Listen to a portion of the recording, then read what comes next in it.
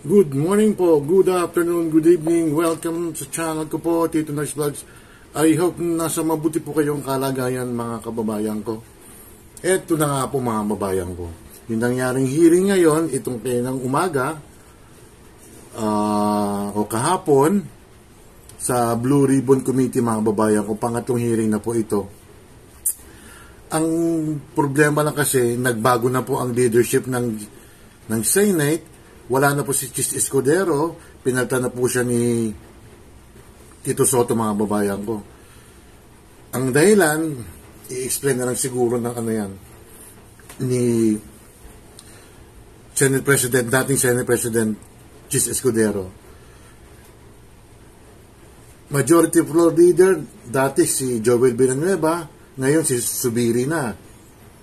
Pro tempore, dati si Jinggoy, ngayon si Lacson na, mga babayan ko. Hindi ko lang alam kung papaltan to si Marcoleta sa Blue Ribbon Committee. Kasi minority na po sila eh.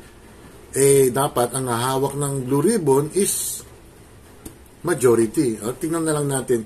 Pero ito mga babayan ko, may kumanta na po. May kumanta na po. Isa palang contractor po yan ha. Ito po ang kumanta mga kababayan ko. Siguro iba alam na. May kumanta eh. On Mrs. Sara Diskaya to please present and read before us your sworn statement. Ayan na. Sorry.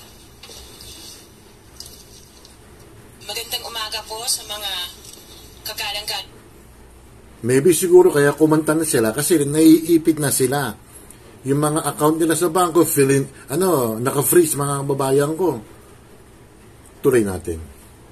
Ng senators at miyembro ng Blue Ribbon Committee, lalong-lalo na kay Senator Dante Marcoleta, Chairman ng Blue Ribbon Committee. Mga titos, medyo baka matagal to. Baka first time ko na mag-premiere, maybe 15 or 20 minutes, na lang natin ha. Minsan naman ako magmahaba ng premiere. Ito joint statement okay. Namin mag-asawa. So I will read partial and then my husband will also read the other half of the sworn statement. So kami si Pacifico F. Diskaya II and Cesara Rowena Diskaya, mag-asawang nasa tamang edad, parehong Pilipino. Yung una kasi, second hearing, tinanong siya ni Senador Jingo Estrada kung may kilala ka or may mga binibigyan ka sa DPWH or mga politiko. Ang sabi ni Sara Diskaya, wala po. Eto na ngayon, third hearing mga kababayan ko. Number 1, noong 2003, kaming mag-asawa ay tinayun ang kumpanya na pinangalan namin si Gerard Construction. Ipinarehistro namin ito sa DTI, nakakuha ng contractor's license at nagsimula na lumahok sa mga pribadong construction projects. Number 2, kinalaunan nagsimula na rin kami na lumahok sa mga government projects. Natuklasan namin na hindi naging madali ang trabaho sa mga government. Totoo naman yun. Pag sa local government ka nagproyekto, matagal ang bayaran dyan mga kababayan ko. It will take months. Iba nga dyan, years pa eh. In fairness naman po sa mga local official natin, mga mayor, mga barangay, konsyal, wala raw involved. Hindi raw sila involved. Pero parang skeptic ako dyan. Siguradong may mga ibang nakikinaman dyan ng mga local governments, mga local executive. Wala lang tayong ebidensya. Pero ito mga babayan ko, yung sinabi ng mga Diskaya, sinasabi ng mga pro-Marcos, mga pro-lower house, hearsay. Pero pag testimonial, tinatanggap ng korte po yan. Tuloy pa nga natin nga. Projects. Madalas mahirap ang paniningil ng bayan at matagal bago kami mabayaran ng gobyerno. Number 4, hanggang dumating ang pagkakataon, lumapit sa amin ang isang kaibigan na si Voltaire Claveria at inalok kaming magkaroon ng proyekto sa national level gamit ang aming lisensya. Number 5, ipinakilala niya ang sarili niya na nagtatrabaho para sa isang congressman at nangakong kapag nagbigay kami ng pera ay makakakuha kami ng proyekto.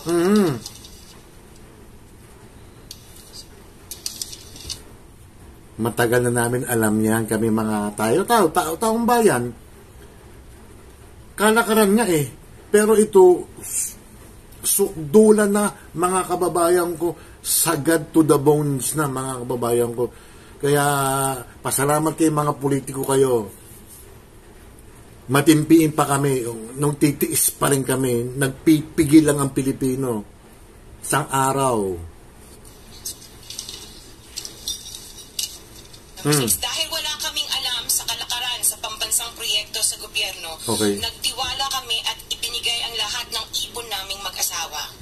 Sa kasamaang palad, niloko lang niya kami. Naglaho siya, dala ang pera namin mag-asawa. Nako. Nagpunta kami sa DPWH para i-report ang nangyari, pero hindi nila ito pinansin. Kahit ganon, hindi kami sumuko. Gusto ko pa rin gawin ng tama ang negosyo, kaya patuloy kaming sumasali sa mga biddings sa gobyerno. Siyempre. Sa kalaunan, ang kumpanya namin ay nanalo sa mga bidding sa mga proyekto sa national government sa pamamagitan ng patas na bidding. Ibinuhos namin ang lahat ng aming pagsisikap para maipakita ang kakayahan ng aming kumpanya na merong maayos na paggagawa, di kalidad na resulta, at natatapos sa medyo parang yung mga susunod na mga salaysay nila, hindi ko sa kinakampen yung mga lukulukong mga mambabatas na yan. Kasi pagdating sa korte nga yan, lalo na sa mga higher courts or sa Supreme Court, pag ididimanda yung mga kawatan ng ibang mga congressman, walang paper trail. Mang oras. Nagkaroon ng konting tagumpay ang St. Gerard Construction, kaya minabuti namin mag-asawa na mag-expand at bumuo ng ibang kumpanya tulad ng Alpha and Omega General Contractor and Development Corporation. Interjection, Mr. Chair. What is the interjection? Salamat, Mr. Chair. Kailangan ko lang pong umakyat sa office ng Dele para... Pakaalam ka lang pala eh. Ito mga kababayan ko, yung pinaka-devastating, bombastic na sinabi ng mag-asawa mga kababayan ko. Lalong-lalo na si Curly. Yung huli nagsalita ng senador, si Rizon Tiveros po yun. Baka sakali lang siya maging Blue Ribbon Committee, Panginoon ko. Okay na si Marcoleta, tapos papaltan pa nito. O, tingnan natin yung ipa-pass forward na lang natin Nandali lang Ito mga babayan ko, parang no choice sila mga babayan kasi parang may threat. Pag hindi sila naglagay, maaaring makansela ang lisensya nila. Yun ang according to the disguise mga babayan ko. Ituloy natin tuloy natin. Nandali. Sa gobyerno. Kung hindi, binabala nila na matatanggal na sa listahan ang kumpanya namin at hindi na makakakuha ng kahit anong proyekto. Ayun. Hindi namin ginusto kailanman na mapasama sa ganitong sistema, pero kailangan namin magpatuloy para sa pamilya at mga empleyado namin. Dahil sa aming paglaban sa mga tiwaling bidding, maraming beses naming naranasan na ma-disqualify ng Bids and Awards Committee ng DPWH. Bakit? Na hawak ng mga mambabatas na nagpondo sa proyekto. Dahil naiipit... Ayun, yung mga binigay na mga congressman na proponents, mga babayan ko, sila po yung nagtuturo ng proyekto nga. Actually, hindi naman masama magturo ng proyekto. Pwede mong bantayan naman yung maybe mga eskwelahan, mga tulay pinapagawa. Pwede mong bantayan. Ang problema lang kasi sa mga nakaraan na vlog ko, namumursyento po. At may mga bagman po sila. Uy, yung isang congressman dyan, may pelikulang ang title, Bagman Sino kaya yun? Ang aming negosyo, lumulubog na kami sa lumalaking utang ng kumpanya at peligro sa buhay ng aming pamilya. Napalitan kaming makisama Ayun. kahit labag sa aming kalooban. Ayan na, babasahin na ni Curly. Magandang umaga po, Mr. Chair at kagalang-galang na senators at miyembro ng Blue Ribbon Committee, lalong-lalo po kay Senator Rodante Marcoleta. Diretso na. Number 15, 16, paulit-ulit kaming ginamit ng mga nasa pwesto sa sistemang ito. Wala kaming magawa dahil kung hindi kami makikisama, gagawa nila ng problema ang project na na-award sa amin sa pamamagitan ng mutual termination o pagkakaroon ng right-of-way problem na parehong nagdudulot ng hindi matulod. Kasi mga babayan ko, pag di kayo naglagay, maghanap sila ng butas, yung mga nasa DPWH. Ang tanong, inutos ba ng congressman yon? Ang implementasyon ng mga proyekto. Matapos naming manalo sa mga bidding, may mga opisyal mula sa DPWs ang lumalapit sa amin para humingi at kumuha ng bahagi niya sa halaga ng proyekto. Ang hinihingi nilang porsyento ay hindi bababa sa 10% at umaabot pa sa 25% na naging kondisyon upang hindi maipit ang implementasyon ng kontrata. Ito ay binibigay namin sa kanila ng cash. Ang bawat transaksyon ay may karampatang voucher at ledger na nagsasaad ng mga araw at kung kailan nila ito natanggap. Grabe, no? Ilan sa kanila ay sina Terence Calatrava, former Undersecretary of Office of the Presidential Assistant of the Visayas of the Philippines. Nako. Kong Roman Romulo of Pasig. Kong Roman Romulo ng Pasig City. Second termer natin o third na yan eh. Bata ni Vico Soto. As usual, after ng statement ng mag-asawa, ang sabi lang niya, not true. At ano ini-expect na natin yan na denials. City, Kong Jojo Ang of Usbag Ilonggo Party List. Nako. Congressman Patrick Michael Vargas of Quezon City. Nako. Kong Juan Carlos Arjo Aitayde of Quezon City. Huy! Yun! May pelikula si Atayde na Bagman, mga babae ko. Maganda nga yun. Napanood ko sa Netflix yun eh. As usual, denial.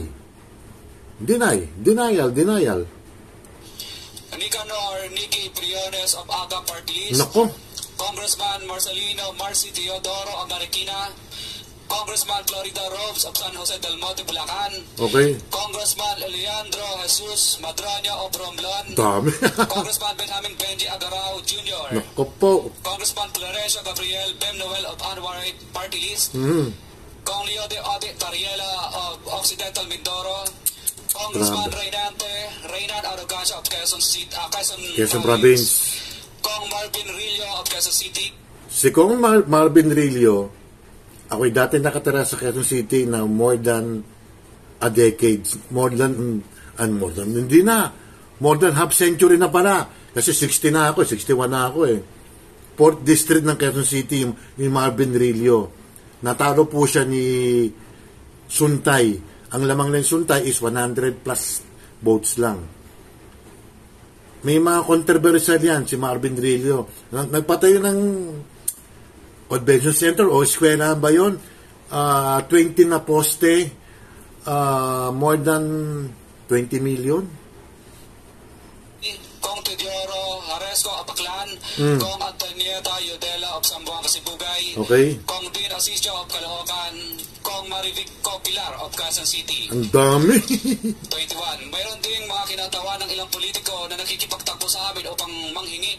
Mga titos, mga titas, iisang kontraktor nga lang yan.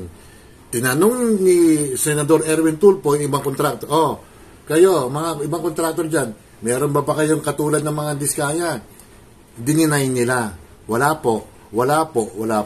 May kakanta pa rin dyan. Baka madagdagan pa ng mga mababatas na namumorsyento. Na porsyento, kapalit ng mga porsyento ng mga proyekto. Ang mga porsyento ito ay 25% ay pinipili sa amin bilang karaniwang kalakaran na wala akong kakainang tanggihan. Ilan sa kanila ay sina Regional Director Eduardo Virgilio of DPWS Region 5, Director Ramon Ariola III of Unified Management Uglo, District Engineer Henry Alcantara, DPWS Bulacan First, notorious yan. Undersecretary Robert Bernardo, District Engineer Aristotle Ramos of DPWS Metro First, Pasig City, Nako. District Engineer Manny Bulusan of DPW's North Manila, Teo. District Engineer Edgardo Sipingol of DPW's Bulacan, Teo. District Engineer Michael Rosario. Parang half-half eh. Maraming congressman, maraming mga empleyado ng matataas na posisyon sa DPWH, mga babayan ko. Of DPWH Quezon Second, Teo. Karamihan sa mga kawani ng DPWH na nabanggit sa itaas ay paulit-ulit na binabanggit ang delivery ng pera ay para sa kay Saldico na dapat at least 25%. Si Kong Manoy Saldi, hain ka na. Lintian, ako. Hindi ako marunong magbikol pero tagilid ako magbikol pero ano na ngayon? Siyempre, mga babayan ko, dininay ni Saldico. Akala ko ba may ilang ka, may sakit ka? Sige, pati si Speaker Romualdez, binanggit na rin dyan. Medyo mahaba na tayo. Siyempre, dininay daw yan. Hindi ko gagawin yan. Sino ba ang nag-upload ng mga insertion nga? At ito pa, isisihin ko si Pangulo Marcos. Pangulo Marcos, more than 3 years ka na. Ngayon mo lang nalaman na may mga insertion ba yan? Yung panahon ni Duterte, pag may nakitang hindi ka nais-nais, binivito niya. Ikaw ba binito mo sa loob ng 3 taon mo, BBM? At sasabihin pa ni pangalan nun, si Auntie Claire, na hindi lahat na binanggit sa hearing ay guilty. Tama naman. Kasi presume innocent pa lang mga babae. Pero pag dinimanda yan, ayun. May binanggit na assist nga dyan. Siyempre, lahat sila dininay po. Lahat ng mga mababatas dininay po. Siyempre, may magnanakaw bang aamin na nagnakaw ka? Marvin Rillo naman ay ilang beses na binabanggit ang pangalan ni Speaker Martin Romualdez bilang kanyang malapit na kaibigan. Ba, nag-name dropping ha? Sa tuwing uminom kami sa Wine Story, sa BGC, at El sa Shangri-La Mall, sinasabi pa ni Kong Rillo na lahat ng kanyang request para sa pondo ay galing pa mismo sa unprogrammed funds at insertion. Yan. Yung unprogram, mga babayan ko. Naalala niyo ba, may mga binawas sa PhilHealth. 900 million ata o 900 billion. Maybe, baka doon napunta mga babayan ko. Kaya mga babayan ko, magbantay tayo. Maski huwag tayong maghimagsikan kasi baka makulong tayo mga babayan ko. Maybe siguro kung talagang sagad na yung mga tinamaan na mga kawatan na yan ng ibang mga politiko, hindi naman natin nilalat mga congressman. May mga matitito nga rin eh. At tinanong pa ni Senador Chingoy sa mga diskaya, may senador ba? Ang sabi ni Curly Diskaya, wala po. Nagbiro si Senador Marcoleta, save ka na. Parang nagalit si Senador Chingoy. Nagbibiro lang naman mga babayan ko. Tapusin na natin to ha. Pasensya na po. Ngayon ako magpipremiere ng mahaba po ha. Pasensya na po. Na inaaprobahan ni Speaker. Ang tao ni Marvin Rillo na si Bugs Magalong ang pumupunta sa amin para kunin ang pera sa aming opisina o sa Wine Story. Sige, ano na natin to. Maybe siguro may part 2 to mga babayan ko. Ganun naman ang sistema. Ako, congressman ako. Hindi ako mismo tatanggap ng perang yan. May uutusan ako. Ang tawag natin nga doon is bagman. Malamang nito, baka makasuhan dito, yung bagman ng congressman, hindi si congressman. Kasi, ididinay lang ng congressman. Wala man ako natanggap na pera. O totoo nga, ako nag-proponent niyan. Ako nag-suggest niya ng project na yan. Pero wala akong natanggap na pera. Hindi ako abogado pero ganun ang kalalabas sa mga babayan ko. Sa dami ng binanggit ng mga diskaya, ulitin ko, may mga ibang mga kontraktor dyan, mga kakanta rin yan, mga kababayan ko. Kaya, Pangulo Marcos, bakit ang pinaltan ni Senate President? Akala ko ba, mapapaltan na yung pinsa mo si Romualdez? Tignan natin, wala pa naman, hindi pa tapos ang linggong to. May mga balita nga lang, baka paltan na raw, pero wala pa eh. Malakas pa rin eh. Di ba? O yun ang mga babae ko, pasensya na sa haba ng aking premiere. Baka may part 2 po ito. Paki-like, share, and subscribe lang po. Maraming salamat po sa mga nanood ng premiere ko na to na medyo napahaba, ipapart 2 ko na lang po ito. Maraming salamat po at mag-iingat po ang aking mga kakampi na kamukha ni Lotis Key. Rhyme na rhyme ha. Salamat, ingat. Bye.